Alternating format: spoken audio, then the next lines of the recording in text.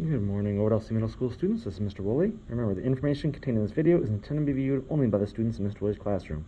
By watching the video, you agree that you will not record or share the video with anyone who is not a student in Mr. Woolley's classroom. Alright, today we're going to begin our end of the year algebra reviews, and the areas we're going to look at today is distributive property and factoring. Alright, so distributive property is something we use quite often. It's where you take the number that's slammed into the outside of the parentheses and multiply it to everything you see in the parentheses. So here I get 9 times x. Gives me 9x, and 9 times, I'm going to treat this like a negative 5, gives me a negative 45. So final answer, 9x minus 45. Here I have a negative 3 that's going to be distributed throughout the grouping. Negative 3 times a positive 7 is a negative 21. Negative 3 times a negative m is a plus 3m. Now, technically, proper algebra format is the letters first, so 3m minus 21 or negative 21 plus 3m, they're the same thing, but that's actually a little bit better. It's that type of format. Alright, again, we'll look at 12 times a grouping. So 12 times 4x gives me 48x. 12 times 2 gives me a plus 24. So 48x plus 24.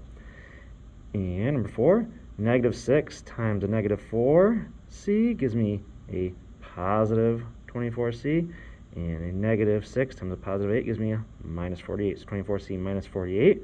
Now, when you type your answers into Schoology, make sure you don't use any spaces. You'll type in the 9, the x, the minus, and a 45, and that's it. So no spaces. Now, the opposite of distributing is factoring, where instead of multiplying like we did up here, we're going to go ahead and use division. So factor the expression using the largest number possible. So we're going to try to find the biggest number that fits into a 30 and a 35, which is going to be 5 in this case, so I'm going to divide each of them by 5. Now, the important thing is, the 5 goes outside the parentheses right away. So 5 and a parenthesis, and then 30 divided by 5 gives me 6 of the v's. 35 divided by 5 gives me a 7. So 5 times, then you have 6v plus 7. Now if you enter this into Schoology, there is no spaces. It's 5, then a parenthesis, 6v plus 7, parenthesis. So there we go. Next up, number 6, 27a minus 45. The biggest number that I can divide into both of them is 9. So a 9 gets put outside instantly. Let's come back and divide them now. 27 divided by 9 gives me 3 of the a's. A negative 45 divided by 9 gives me a negative 5. So 9 times 3a minus 5.